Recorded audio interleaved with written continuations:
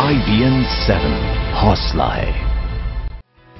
देश दिन भर में हमारे रिपोर्टर्स आपके शहर की हर जरूरी खबर लेकर तैयार हैं। अलग अलग राज्यों की खबरों के लिए हमारे साथ जुड़ रहे हैं दिल्ली से अरुण सिंह, चंडीगढ़ से सुदेश नैन, मुंबई से हमारे साथ हैं अरुण सिंह, उसके अलावा भोपाल से मनोज शर्मा, इनके अलावा लखनऊ से शलमणि त्रिपाठी और साथ ही साथ पटना से भी हमारे सहयोगी आपके साथ होंगे। लेकिन देश दिन भर में खबरों के सिलसिले की शुरुआत करेंगे मेरे सहयोगी अरुण सिंह दिल्ली से। दिल्ली की एक अदालत ने उबर टैक्सी रेप कांड मामले में शिव कुमार यादव पर आरोप तय कर दिए हैं। शिव कुमार यादव पर पिछले साल दिसंबर में 25 साल की एक महिला के साथ टैक्सी में बलात्कार करने का आरोप लगा था।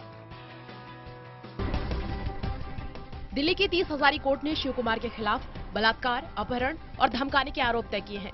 शिकायत करने वाली महिला ने आरोपी शिव कुमार यादव को अदालत परिसर में पहचान लिया।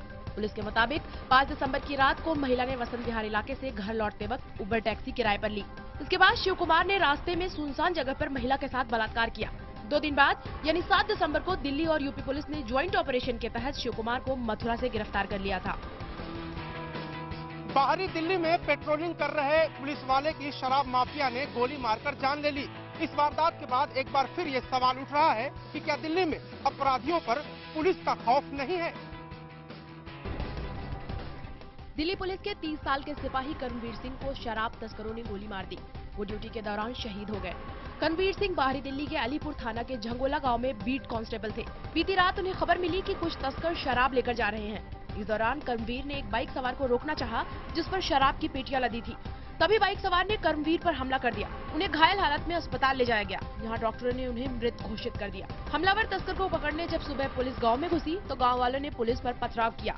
इसमें एक पुलिस वाला घायल हो गया। SHO साहब के साथ रेडिंग पार्टी में झंगोला गांव में गए थे। गोली मारने वाले को पकड़ने के लिए पब्लिक ने पथराव कर दिया हमारे ऊपर, जिसमें मुझे चोट लगी। पश्चिमी दिल्ली की पंजाबी बाग इलाके में एक बुजुर्ग महिला की दिन दहाड़े हत्या और लूट के मामले में पुलिस ने एक कारोबारी को गिरफ्तार किया है। पुलिस के मुताबिक इस कारोबारी ने टीवी सीरियल देखकर बुजुर्ग महिला की हत्या की साजिश रची थी। पुलिस के मुताबिक 25 साल के कारोबारी अनुराग को अपने कारोबार में काफी घाटा हो चुका था। इसी से उबरने के लिए उसने पंजाबी बाग में एक घर पर धावा बोल दिया। घर में 62 साल की महिला सुलोचा मिली। पुलिस के मुताबिक जब महिला ने विरोध किया तो अनुराग ने उस पर चाकुओं से 25 वार किए और हत्या के बाद लाखों रुपए और ज्वेलरी लेकर फरार हो गया। पुलिस ने मामले को सुलझाने के लिए एक विशेष टीम का गठन किया। के बाद आरोपी अनुराग शिकंजे में आया। पुलिस के मुताबिक उसने आरोपी के पास से पैसे और ज्वेलरी बरामद कर ली है। पंजाब की बाकी खबरों के लिए चलते हैं अपने सहयोगी सुदेश नैन के पास।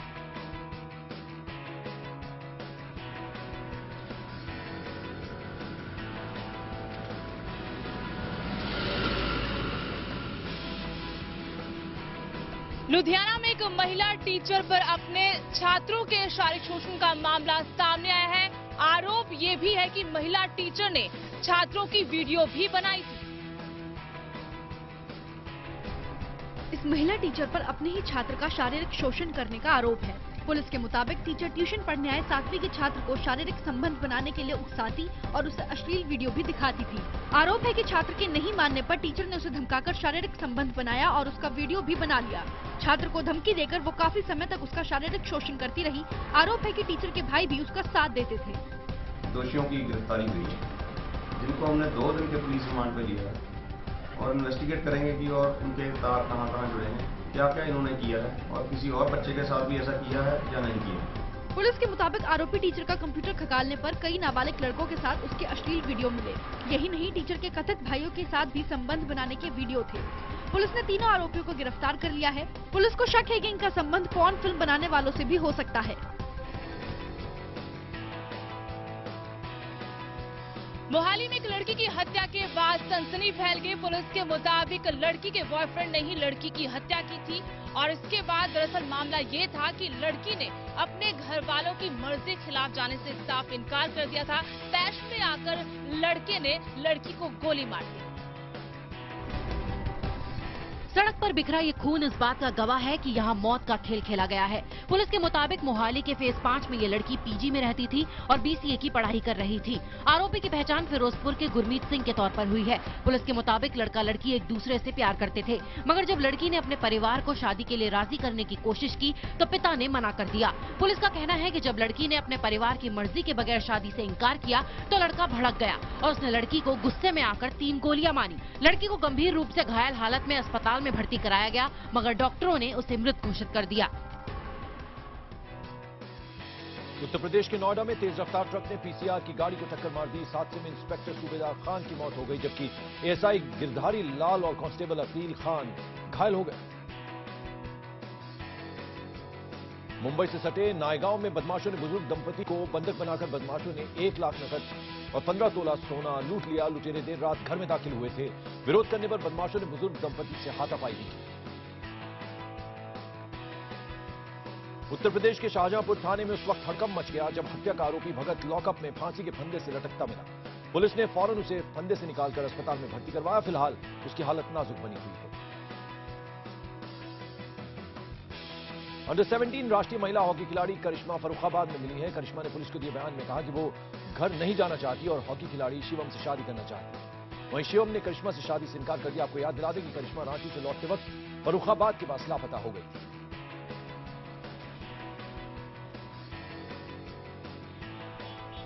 देश दिन भर में खबरों का सिलसिला आगे बढ़ाते हैं। महाराष्ट्र की खबरों के लिए रुख करते हैं मुंबई में मेरे सहयोगी दिनेश मौर्य का।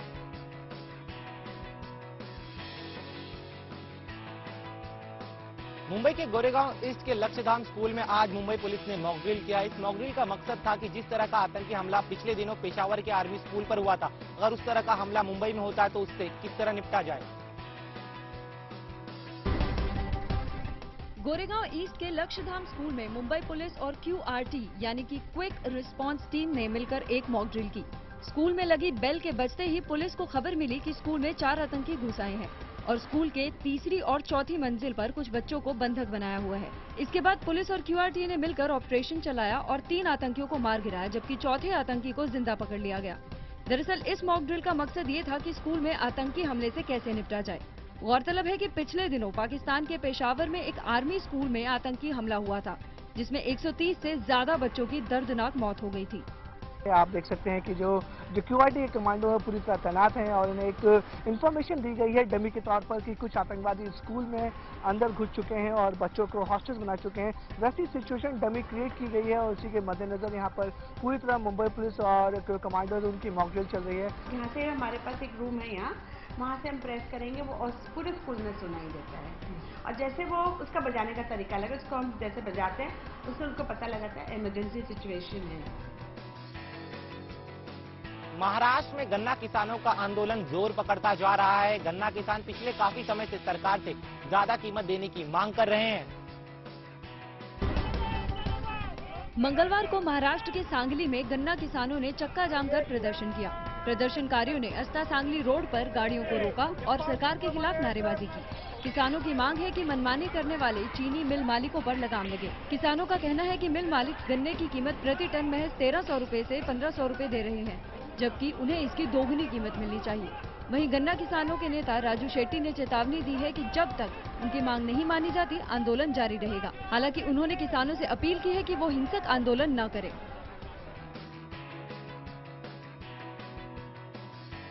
देश दिन भर में खबरों का सिलसिला आगे बढ़ाएंगे। भोपाल से मेरे सहयोगी मनोज शर्मा।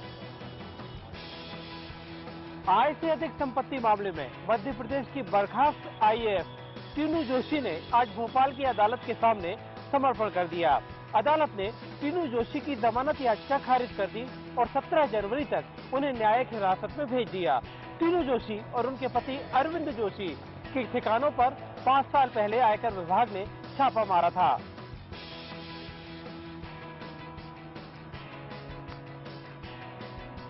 मध्य प्रदेश के दमोह में एक महिला को जिंदा जलाने का मामला सामने आया है।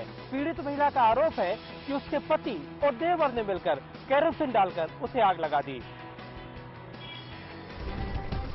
A अस्पताल के बिस्तर पर जिंदगी की जंग लड़ती इस महिला की ऐसी हालत इसके पति और देवर ने बनाई है।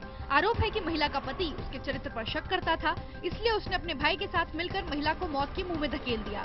दमोह के नोटा थाने के भटिया गांव में इस महिला की शादी 2 साल पहले उदयन सिंह से हुई थी। महिला का आरोप है कि शादी के बाद से ही उसका पति उसके चरित्र पर सवाल उठाता आ रहा था। इसे लेकर घर में कई बार विवाद भी हो चुका था और आखिरकार इसका नतीजा महिला को जलाने के रूप में सामने आया। पुलिस ने केस दर्ज कर लिया है, मगर आरोपी फरार है। अब महिला के परिवार वाले ही उसका इलाज करा रहे हैं। बेटी खुद मांद नहीं आगे लगाई तेल डाल थी। क्यों? बहुत शक करा थे कि कोई इसके पास में आउ थे जाते, उसकी बहन ने एक शादी गांव में करा दी। छोटी बहन भग्गू नाम है। भोपाल में नगर निगम चुनाव में अब मतदाताओं को अपना पोलिंग बूथ तलाशने के लिए भटकना नहीं पड़ेगा। अब मतदाता को अपने मोबाइल में सिर्फ एक ऐप डाउनलोड करना होगा जो उसे पोलिंग बूथ का रास्ता बता देगा। भोपाल नगर निगम के चुनाव 31 जनवरी को होने हैं। इस बार नगर निगम ने मतदाताओं को सहूलियत देने के लिए राज्य निर्वाचन आयोग की मदद से एक अनोखा तरीका निकाला है। चुनाव आयोग की मदद से माई वोट भोपाल के नाम का एक ऐप बनवाया गया है। मतदाता इस ऐप को एंड्रॉइड फोन के गूगल प्ले स्टोर से मुफ्त डाउनलोड कर सकते हैं। अपना पोलिंग बूथ पता करने के लिए मतदाता को इसमें अपना मतदाता नंबर डालना होगा और उसे अपने बूथ की सारी जानकारी मिल जाएगी। इस सहूलियत के बाद निगम ज्यादा वोटिंग किए जाने की उम्मीद कर रहा है। हमने एक लेटेस्ट ऐप डेवलप किया है। इसमें सभी मतदाताओं को अपने निकटतम जो पोलिंग बूथ है वो ढूंढने में सहायता होगा और इस ऐप का नाम है माई वोट भोपाल। देश दिन भर में खबरों का सिलसिला जारी है। उत्तर प्रदेश की खबरों के लिए चलते हैं अब लखनऊ शलभ मनी त्रिपाठी के पास। लखनऊ के मलिहाबाद में जहरीली शराब से मरने वालों की तादाद बढ़कर 31 हो गई है। इस बीच मुख्यमंत्री अखिलेश यादव ने अवैध शराब के कारोबार पर सख्ती से लगाम लगाने के आदेश दिए हैं। जहरीली शराब पीकर बीमार हुए लोगों में से 17 को देर रात लोहिया अस्पताल में भर्ती कराया गया। मुख्यमंत्री अखिलेश यादव के सख्त निर्देश के बाद डॉक्टरों की टीम 24 घंटे तीमारदारी में लगी है। सीएम ने अपने अफसरों को आदेश दिया है कि बीमारों के इलाज में कोई कसर न छोड़ी जाए। साथ ही जांच कमेटी जल्द अपनी जांच कर रिपोर्ट पेश करे। अवैध शराब के कारोबार पर लगाम लगाने की जिम्मेदारी अब डीएम और एसपी की भी होगी। इस बीच एटा में आबकारी विभाग और पुलिस ने छापेमारी के दौरान मिलकर जहरीली शराब नष्ट की और कई लोगों को पकड़ा। वहीं एटा में भी आबकारी विभाग ने अडेक गांव में छापेमारी कर 4000 लीटर कच्ची शराब बरामद की। उधर गांव वालों की शिकायत है कि प्रशासन की मिलीभगत से अवैध शराब का कारोबार चल रहा था। अब जब इतनी बड़ी घटना घटी तो कह रहे उसको निलंबित किया, उसको तो क्या होता है अब निलंबित करें? जो घटना घटनी तो वो घट गई। पुलिस इतना इनका कहना मानती थी कि अगर हम लोग कहते थे तो हम लोगों को वो डांट देते थे कि तुम्हारा हम सब कुछ करवा देंगे। कानपुर सेंट्रल रेलवे स्टेशन को बम से उड़ाने की धमकी देने वाले एक शख्स को पुलिस ने गिरफ्तार कर लिया है। पुलिस ने इस शख्स के पास से मोबाइल फोन भी बरामद कर लिया है जिसका इस्तेमाल उसने धमकी देने के लिए किया था। पुलिस की गिरफ्त में खड़ा ये शख्स कल्याणपुर का उमेश उर्फ वकील है। पुलिस का आरोप है कि इसने 10 और 11 जनवरी को कानपुर सेंट्रल स्टेशन के आरपीएफ इंस्पेक्टर सुनील गुप्ता को फोन पर स्टेशन उड़ाने की धमकी दी थी।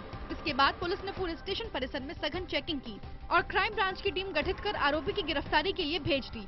आखिरकार जब पुलिस ने इसे दबोचा तो मामला कुछ और ही निकला। दरअसल सुनील ने अपने गाँव के एक शख्स से रंजिश के चलते उससे बदला लेने की योजना बनाई। इसके लिए उसने उस शख्स के ID कार्ड से सिम कार्ड खरीदा और फिर स्टेशन उड़ाने की धमकी दी।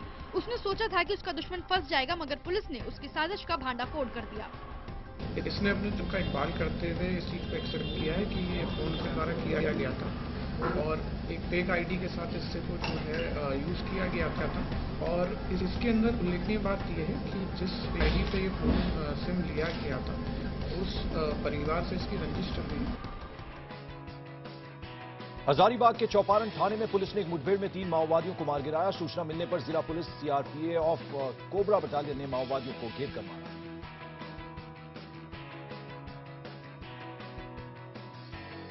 बिहार के सीतामढ़ी में बदमाशों ने मुखिया संघ के अध्यक्ष संजय महतो की गोली मारकर हत्या कर दी। हमले में गंभीर रूप से घायल संजय महतो को अस्पताल पहुंचाया गया, जहां उनकी हालत गंभीर बनी हुई।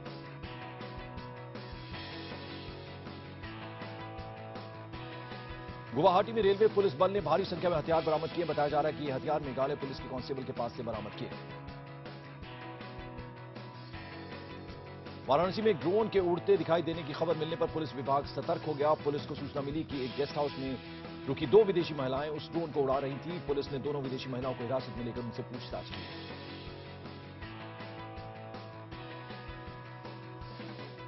प्रधानमंत्री नरेंद्र मोदी अब जोधपुरी सूट में नजर आएंगे। मशहूर हस्तियों के लिए सूट बनाने वाले जोधपुर के कारीगर सोहनलाल को प्रधानमंत्री कार्यालय से जल्दी मोदी की नाप लेने के लिए दिल्ली बुलवाया जाएगा।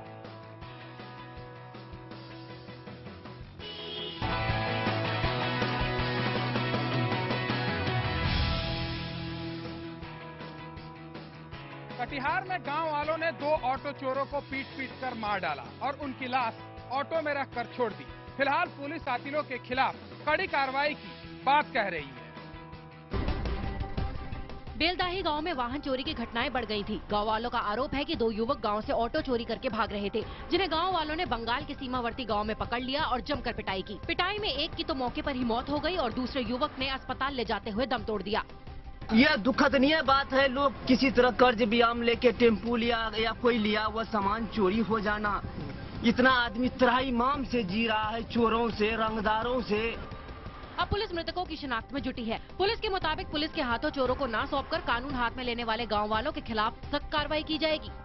स्थानीय ग्रामीणों द्वारा और जो ये ग्रामीण गए थे, इन लोगों के द्वारा इसकी एक की पिटाई की गई और पिटाई करने के कारण एक की मौत हो गई और दूसरा भी मरणासन स्थिति में है, लेकिन हम लोग इसको बेहतर इलाज के लिए कटिहार सदर अस्पताल रेफर करवा रहे हैं।